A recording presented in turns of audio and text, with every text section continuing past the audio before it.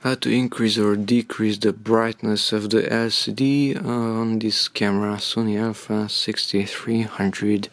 So I will use the custom button tool to increase or decrease the brightness.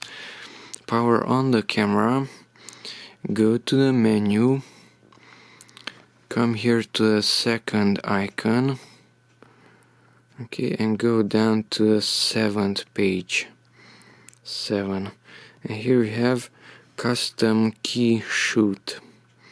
Enter that one, and custom button 2 is this one. Enter there, currently set to white balance, and I will go up until I reach to the beginning. No, that's the end. And here we have monitor brightness, so it's close to the end of the list, monitor brightness. So custom button 2 is set to monitor brightness. Press the menu button to exit, and now if I press custom button 2, now you have this manual. You can increase or decrease that one. I will decrease it to have a lower value, and there is this sunny weather. So on this one we have a lower brightness.